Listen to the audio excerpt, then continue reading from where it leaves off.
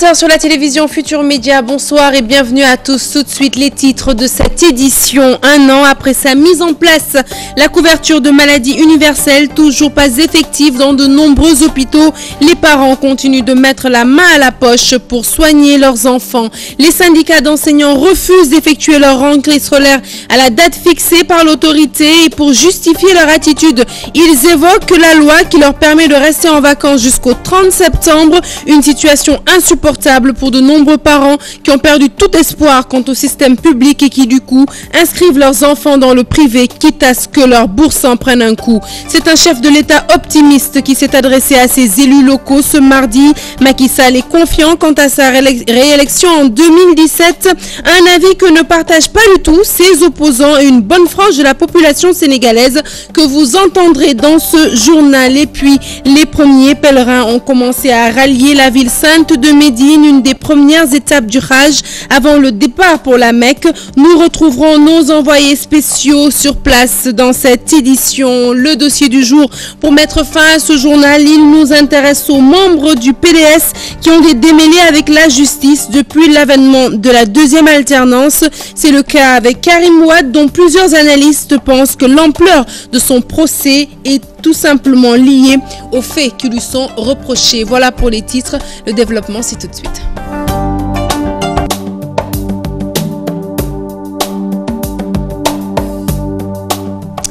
Bonsoir Léa. Bonsoir Sarah.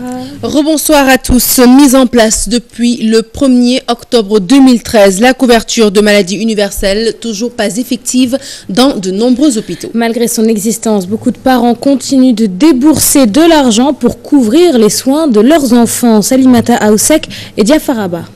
Couverture maladie universelle, une mesure du gouvernement du Sénégal toujours pas effective dans certains hôpitaux. Je n'étais même pas au courant. À chaque fois que j'amène ma fille à l'hôpital, je dois débourser une somme importante, alors que ma fille n'a que 2 ans. Ce père de famille raconte sa mésaventure dans un hôpital de la place. Mon fils était dans le coma pendant 18 jours. Le jour où je devais sortir, l'hôpital m'a réclamé plus de 1 200 000.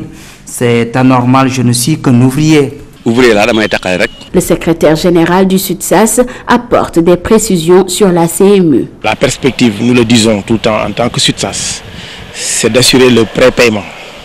L'État souvent parle du service fait, mais tant qu'il n'y a pas de prépaiement, ça va poser toujours ces problèmes-là. Mbalo Diacham ajoute que le gouvernement doit débloquer les fonds nécessaires pour l'effectivité. Le budget de la santé n'a pas augmenté d'une manière substantielle, parce que 3 milliards seulement, 3 milliards et demi ont été augmentés l'année passée, en 2014. Et voyez-vous, et au même moment, on a, réuni la santé et l'action sociale. La couverture maladie universelle, une politique du gouvernement saluée par beaucoup de ménages, mais aujourd'hui, sa généralisation pose problème dans certains hôpitaux. Coup de projecteur à présent sur ces parents qui tiennent coûte que coûte à envoyer leurs enfants dans des écoles privées, quitte à débourser de grosses sommes d'argent. Et argument évoqué, la qualité de l'enseignement public qui ne les satisfait plus, mais aussi des syndicalistes, des enseignants qui ne semblent être motivés que par leurs intérêts crypto-personnels. Aïssatou Païfal, Diafaraba. À quelques semaines de l'ouverture des classes, les syndicalistes et le ministère de l'Éducation nationale ne sont pas sur la même longueur d'onde. Ils ne s'entendent toujours pas sur une date. Malgré les difficultés de la vie, les parents envoient leurs enfants dans le privé pour une meilleure qualité de l'éducation. Il y a trop de grèves. Nous les parents, notre plus grand souhait, c'est de voir nos enfants étudier dans une école stable. Il faut reconnaître aussi que dans les écoles publiques, il y a trop de perturbations, trop de grèves. Tout a changé. Le système n'est pas faible. Ce sont les enseignants qui le sont. Ils réussissent à avoir le BFM, mais avec une moyenne de 3. Ce parent d'élève dénonce l'attitude des syndicalistes. Selon lui, les mots qui gangrènent sont nombreux. Ils sont en train de gâter vraiment l'éducation nationale. Parce qu'ils sont mis par des intérêts personnels, de l'argent surtout. Chaque fois, c'est des trucs qu'ils réclament, mais pas les trucs pédagogiques. C'est ça notre problème actuellement ici au Sénégal.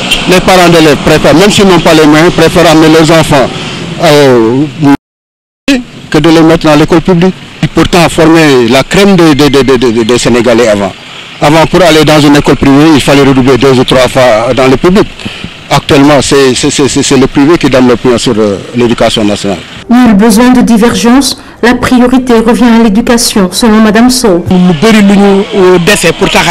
nous ont pris en otage les syndicats. Leur rôle est de tout faire pour une meilleure qualité de l'enseignement. Les élèves et aussi leurs parents.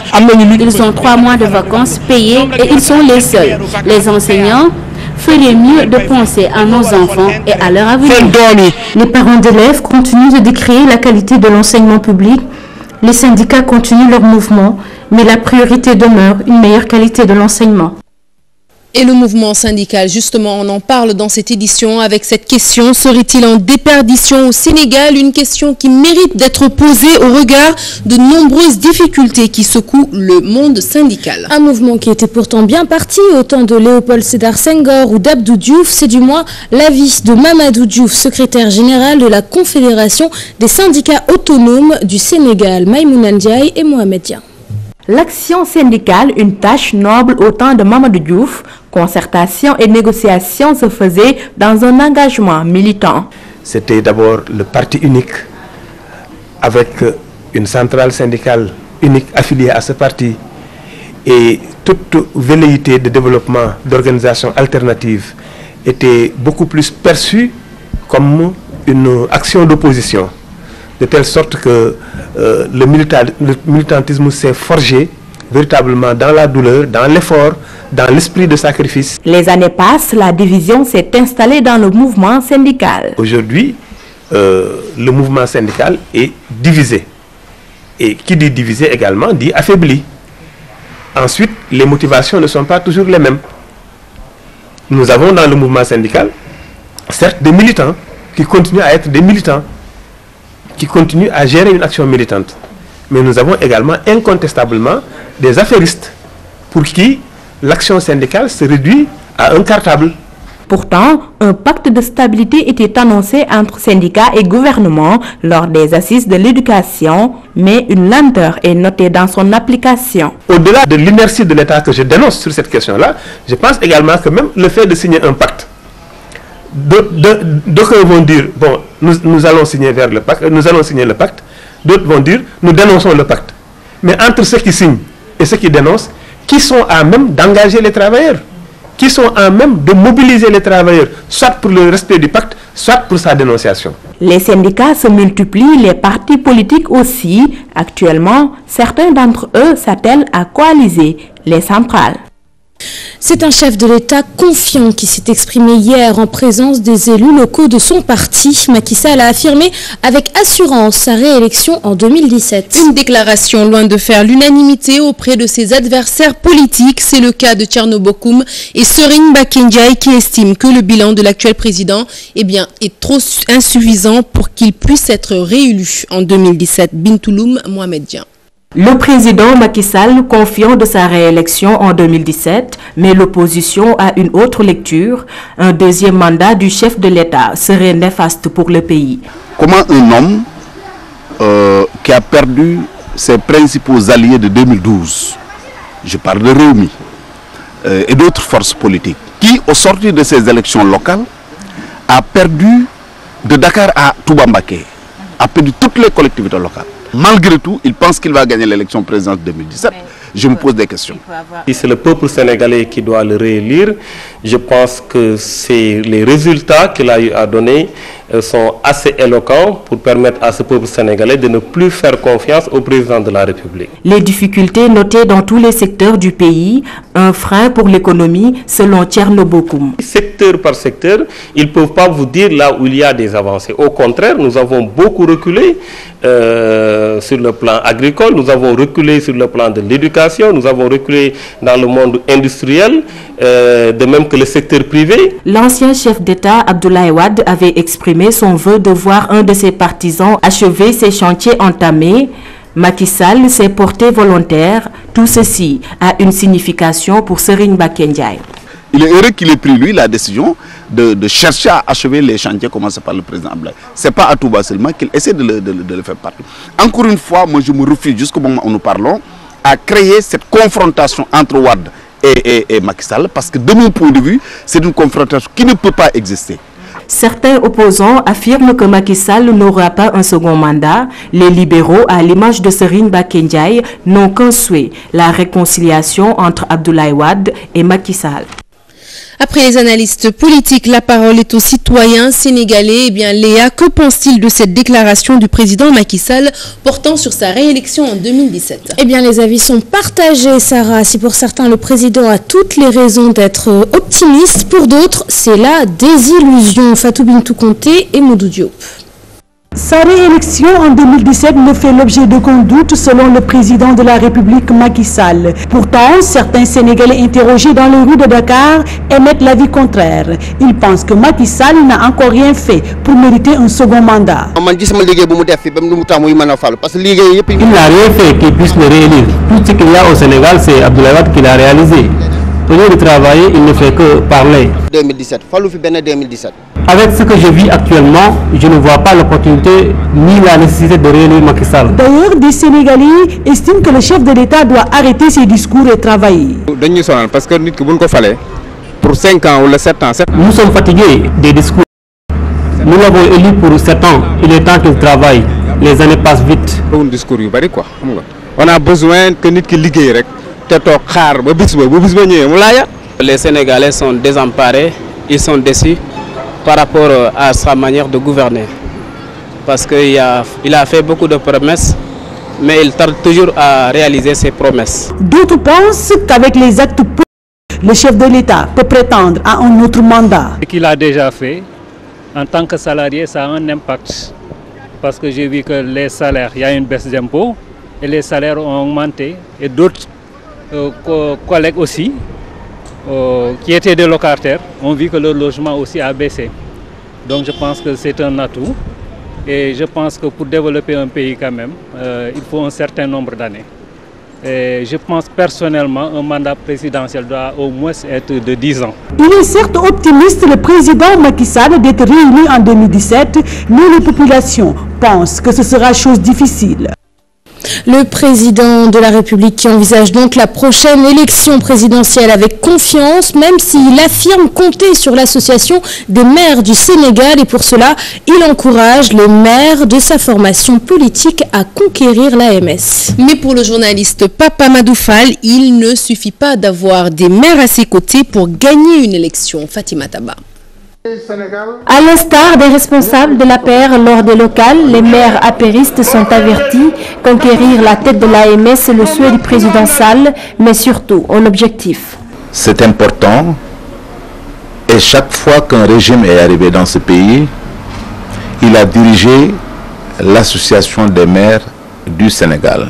Que les maires apéristes se réunissent pour dire, ou plutôt sous l'injonction du président de la République, diriger cette association, l'ambition ne peut qu'être belle pour lui, Macky Sall, parce que c'est des intérêts majeurs qui sont en jeu. Face aux maires issus de son parti, Macky Sall envisage la prochaine présidentielle avec confiance. Il insiste sur le fait que cette échéance se tiendra en 2017. Reste à savoir ce que l'AMS pourrait apporter au chef de l'État. Chaque segment peut être important dans le cadre d'une élection. C'est sa volonté également qu'il exprime en disant « je serai réélu ». On n'en entend pas moins de lui. Il a les jalons qu'il a posés qui sont assez importants pour lui permettre de dire « oui, je serai en phase avec mon peuple ». Mais le panier de la ménagère sera déterminant dans ce choix-là. La perte de la mairie de Dakar est restée à travers la gorge du président Sall, ce que le journaliste trouve normal. C'est important de gagner la capitale avec l'acte 3 de la décentralisation. Par rapport à ce qu'on attend un peu des maires de manière générale, Khalifa Sall, qui est aujourd'hui le maire de la ville, a perdu de son aura et je ne pense pas qu'il puisse le retrouver. La prochaine Assemblée générale ordinaire de l'AMS se tient dans quelques semaines. Sur les 554 communes du Sénégal, les 507 sont contrôlées par l'APR. Le poste de Abdoulaye Baldé à la tête de l'AMS mis en jeu. L'acte 3 de la décentralisation, nous en parlons avec la réforme du Code des collectivités locales qui est objet de confusion entre la mairie de Dakar et l'État. Au menu des divergences, le vote du budget 3 mois après l'installation de la nouvelle équipe municipale, l'héritage des nouvelles villes et la répartition des biens des ex-régions. Plus de détails avec Ibrahima Kamara et Harouna Gueye. L'article 254 du nouveau Code des collectivités locales continue d'alimenter les débats entre la ville de Dakar et l'État. La réforme nécessite des concertations. Le problème qui se pose au niveau de Dakar et qui ne s'est pas posé peut-être à Rufisque ou à Thiès, c'est que Dakar ne disposerait pas de toutes les informations. Dakar ne sait pas encore ce qu'elle hérite de l'ancienne région, du point de vue ne serait-ce que du personnel. Dakar ne sait pas, tout n'est pas clair dans la répartition des recettes. Mais dans la dimension politique, on est de plein pied dans une réforme. Toute réforme est politique. Le vote du budget et la répartition des biens publics des différentes régions entre les nouvelles collectivités locales doivent être aussi bien définis. Je crois que la ville de Dakar devrait voter son budget. C'est ça la logique. Et si toutes les conditions sont réunies, et maintenant, pour ce qui est de la concertation, le président devrait se concerter au cas par cas parce qu'il y a 5 types de collectivités locales, même s'il y a 2 ordres. Les travailleurs des différents conseils régionaux aussi auront leur part de l'héritage. Il y a un décret qui règle un peu le redéploiement des personnels des anciennes régions, des anciennes villes. Vous voyez que c'est une nouvelle ville. Et cela se fait. Il y a un arrêté qui va un peu régler cela. L'acte 3 de la décentralisation entre en vigueur au Sénégal. Les contestations demeurent. Quoi qu'il en soit, le vin est tiré et il faudra le boire. Reste à savoir comment. Les premiers pèlerins commencent à affluer dans la ville sainte de Médine pour prier dans la grande mosquée et surtout se recueillir devant le mausolée du prophète Mohammed, paix et salut sur lui, une des premières étapes du Hajj avant le départ pour la Mecque. Envoyés spéciaux à Médine, Barkaba et Amadi Biagi. Ils sont indonésiens, pakistanais, nigérians,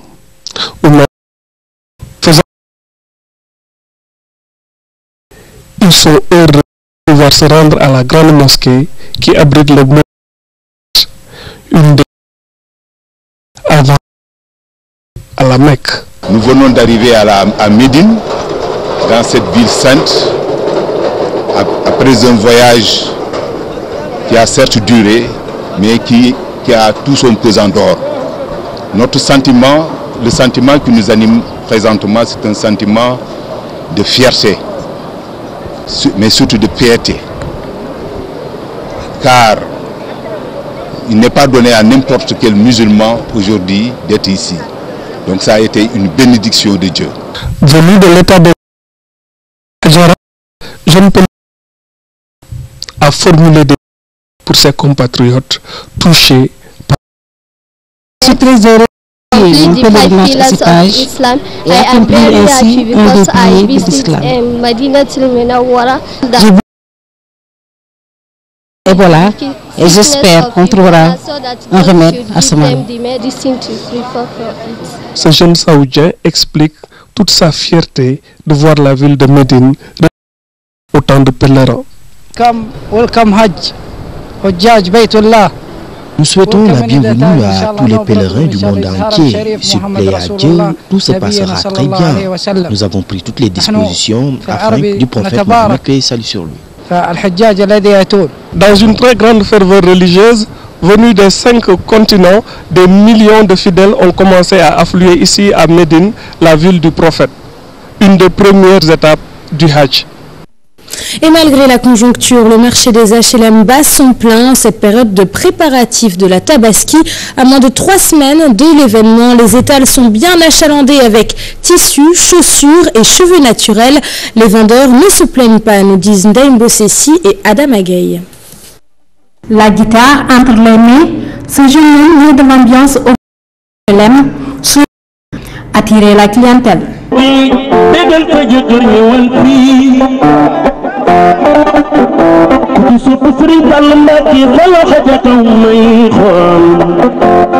Des chaussures à plus de 40 000 francs, des cheveux naturels à plus de 80 000 francs, entre autres articles, sont en vogue.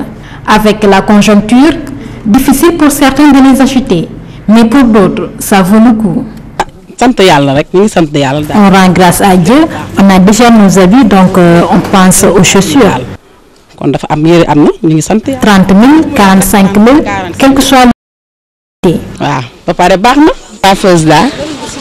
Je suis venue cheveux naturels, on prépare la fête.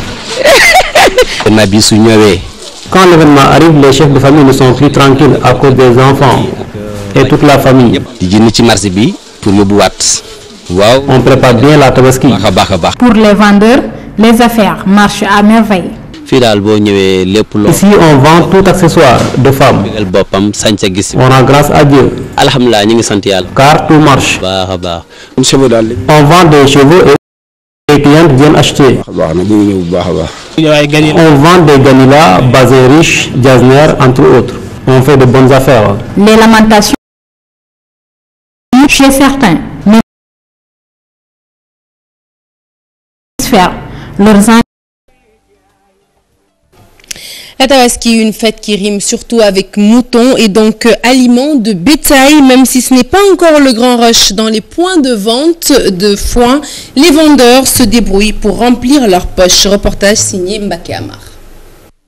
À un peu plus de 2 semaines de la Tabaski, l'affluence n'est pas encore au rendez-vous chez les vendeurs de foin. Ces derniers rassurent, le produit n'est plus en manque.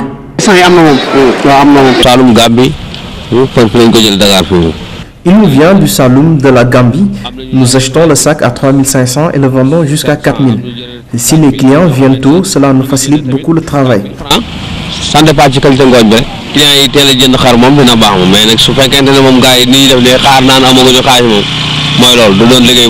Toutefois, ils s'en sortent tant bien que mal. Nous rendons grâce à Dieu. La vente de foin est notre travail. Même si on peut noter des différences par rapport à la Tabaski. Le travail ne marche pas pour le moment, mais nous espérons pour les jours à venir. Le prix du foin est trop élevé, selon cet éleveur. Des fois, on peut 4 000, des fois. Le prix varie entre 4 000 et 3 500 francs. Et puis, il est trop cher. Le métier est devenu de plus en plus investi, surtout en cette période de veille de Tabaski. Les acteurs fustigent la concurrence qui plombe le secteur. Ce métier ne marche plus comme avant. Beaucoup de jeunes se sont retournés vers la vente de foin. Qui dit Tabaski dit mouton, qui dit mouton dit aliment de bétail. Les vendeurs peuvent patienter, espérant que les jours à venir soient bien meilleurs. Nous parlons de tout à fait autre chose, de la crise économique qui sévit en Espagne depuis 2008 et qui n'épargne pas le secteur de la coiffure. Nos compatriotes établis à Madrid disent subir de plein fouet cette crise avec une clientèle qui baisse considérablement. De 10 à 15 têtes par jour avant le début de la crise, les coiffeuses se retrouvent de nos jours avec une cliente quotidienne. Reportage au quartier Laba-Pièce avec notre envoyé spécial à Madrid, Boubacar Cambeldien. Elles sont nombreuses, les Sénégalaises, dans le secteur de la coiffure pour dames à Madrid. Seulement, rien ne va plus pour elles. La crise économique est passée par là.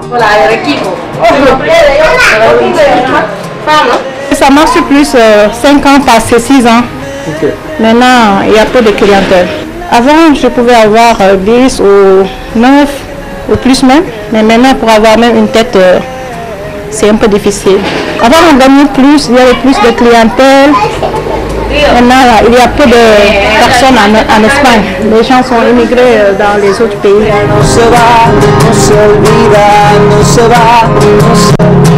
En réalité, avec la crise, Madrid s'est vidé d'une bonne partie de sa gente féminine qui est allée vers d'autres horizons à la recherche d'un bien-être social et économique. Ceci expliquant cela, plus de clientes, sinon de très rares dans les salons de coiffure. Celles qui y vont encore sont surtout des étrangères. Et pour les prix, c'est selon. Les tarifs varient entre 15 et 20 000 francs CFA pour les Sénégalaises et de 30 000 à 65 000 francs pour les autres nationalités. Si c'est une Sénégalaise, on demande, on peut. Mais si c'est... On peut savoir dire combien 20 €, c'est pas beaucoup, 20 € ou 30. Je peux demander 50, 100. Hormis la crise, les coiffeuses sénégalaises à Madrid font face également à une rude concurrence dans le milieu. Des salons de coiffure pour femmes, on en trouve presque partout dans la capitale espagnole.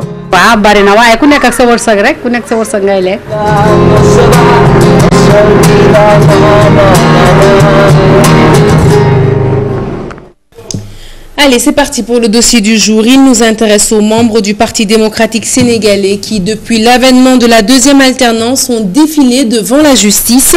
Et si ce n'est dans le cadre de la traque des biens supposés mal acquis, eh bien, ce sont les articles 80 et 254 du Code pénal qui s'abattent sur ces libéraux. Pour ce qui est du cas Karim Wade, Serigne Bakendiaye et Toussaint Manga soutiennent que l'ampleur du débat est liée aux faits qui lui sont reprochés. Quant à Momar Diong, c'est l'importance des responsabilités qui étaient confiées au fils de l'ancien président qui explique cet engouement. C'est le dossier du jour. Il est signé Kodendiaye. Après la chute du régime libéral, certains dignitaires du Parti démocratique sénégalais répondent devant la justice. Ces libéraux dénoncent une justice à deux vitesses. Les gens qui sont dans le PDS, c'est seuls les responsables qui sont dans le PDS qui sont mis en prison pour des délits divers. On ne peut pas comprendre que durant tous ces 2 ans-là, que ceux qui sont dans le PDS qui sont donc nécessairement, on conclut que tous les dossiers judiciaires sont des dossiers judiciaires politiques. Ce journaliste estime que l'interpellation de ces anciens dignitaires est dans l'ordre normal des choses. Je trouve que c'est tout à fait normal qu'il y ait beaucoup de responsables libéraux qui répondent devant la CREI de leur ancienne gestion. Et parce que tout simplement, c'est eux qui étaient aux affaires. On a vu combien les scandales ont jalonné le régime de Wade. Sur l'ampleur aussi de l'argent ou des biens récupérés, certains peuvent être aussi désillusionnés. Parce que, souvenez-vous, on a même eu à parler de 4 000 milliards qui auraient été subtilisés sous le régime de Wade. Selon ces libéraux, le soutien à Karim Wade est lié à la lourdeur des faits qui lui sont reprochés. L'accusation contre Karim Wade était plus grosse que toutes les autres accusations. Ça, c'est un. Parce que Karim, je vous le rappelle, a été accusé d'avoir détenu 4 000 milliards selon l'avocat Félix Sow, 2 000 milliards selon, comment dirais-je encore, Ahmad Dansoko.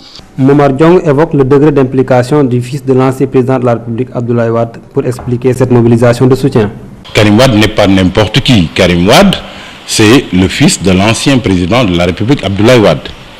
Du point de vue également de ses responsabilités sous le régime de son père, Karim Wade a eu quand même un nombre de portefeuilles, un nombre de départements qui dépasse de loin celui qu'ont pu avoir certains responsables libéraux. Ensuite, il y a que, sans doute par reconnaissance à Abdoulaye Wade, d'avoir créé le Parti démocratique sénégalais, d'avoir cheminé avec eux pendant 26 ans dans l'opposition, de les avoir portés au pouvoir, de leur avoir permis à eux tous d'exercer des responsabilités au plus haut niveau de l'État, je crois que quelque part, il y a une reconnaissance de la part de tous ces militants libéraux à l'endroit du président Abdoulaye Wade. Les interpellations d'anciens dignitaires du régime libéral continuent, mais la mobilisation diminue avec le temps.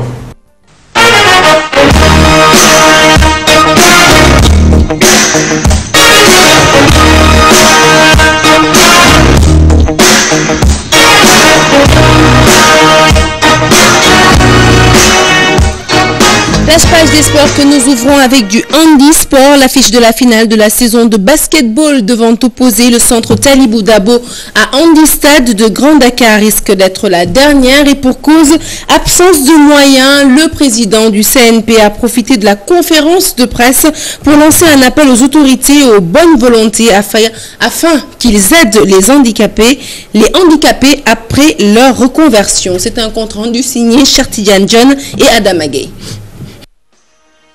Le handisport est à l'agonie au Sénégal. La finale de la saison 2013-2014 opposant le centre Talibou Dabo à Handistad de Grand Dakar risque d'être la dernière pour longtemps. La cause, absence de moyens. La finale est une fête. Elle requiert des moyens. Ces moyens-là, nous les cherchons auprès de nos partenaires. Et en tête desquels, le président de la République, qui est le parrain et dont la coupe porte le nom. Mais également notre ministre de tutelle, le comité olympique, le maire de la ville de Dakar qui abrite l'événement. Et pourtant, le handisport était en plein essor depuis quelques années. On veut que le handisport continue à exister en organisant toutes les disciplines dont nous parlons et en organisant toutes les catégories dont nous parlons. Il faut de plus en plus de moyens. Parce qu'en vérité, maintenant, ce qu'on nous demande, ce n'est plus de la figuration, c'est de participer au banquet des médailles, à la moisson des médailles. C'est ce que nous voulons.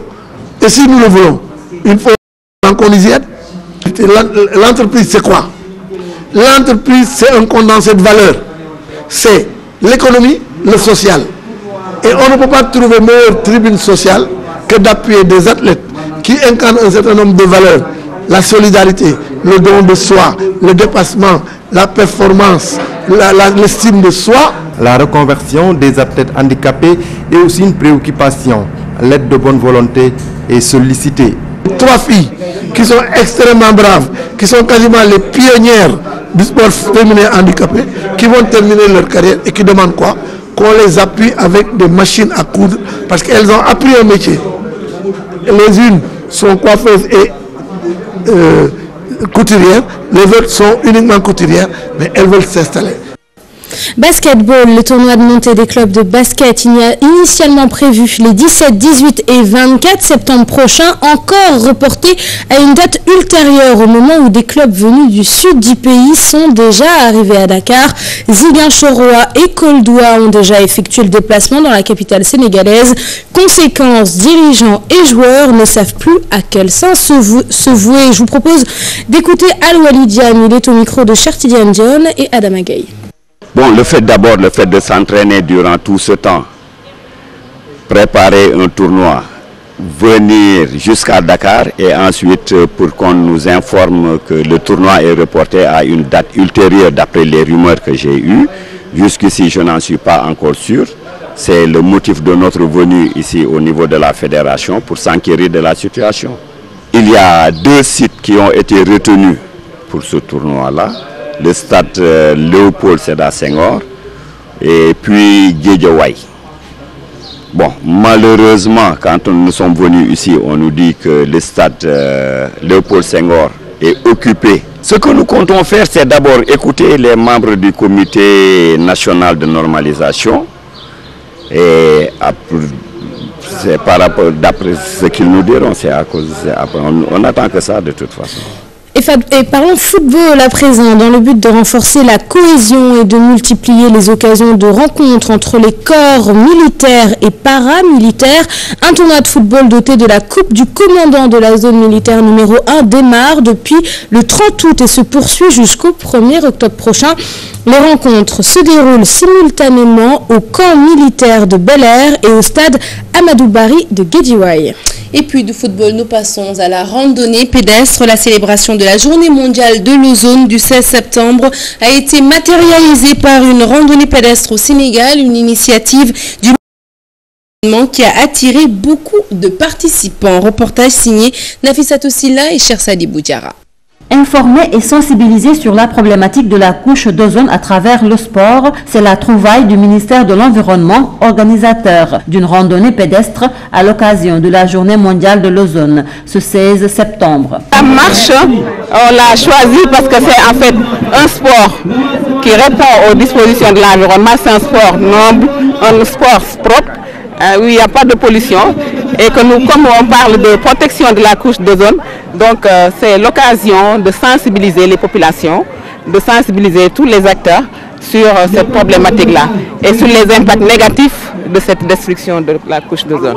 La randonnée pédestre a reçu une participation massive permettant aux environnementalistes d'exhorter les randonneurs à lutter contre les fuites de gaz néfastes à l'ozone. Les substances sont utilisées dans le secteur du froid et durant la maintenance, parfois on laisse échapper le gaz. Donc le renforcement des capacités des techniciens frigoristes est un élément important pour éviter les émissions de substances qui appauvrissent la couche d'ozone. Nous travaillons étroitement avec les associations des professionnels du froid.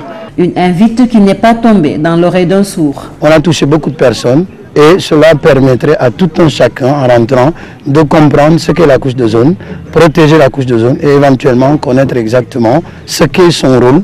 Et comme le dit, chaque geste compte pour la protection de la couche d'ozone. Le rappel à la population des conduites à tenir vis-à-vis de la couche d'ozone est d'une importance capitale. L'avenir de notre environnement en dépend. Et voilà qui met fin à cette édition que nous avons été ravis de vous présenter. Prochain rendez-vous de l'information, le tout en images à minuit. Et l'info qui continue sur votre site www.gfm.sn. Merci Léa. Merci Sarah. Merci à tous de nous avoir suivis. Agréable sur des programmes sur TFM. À demain.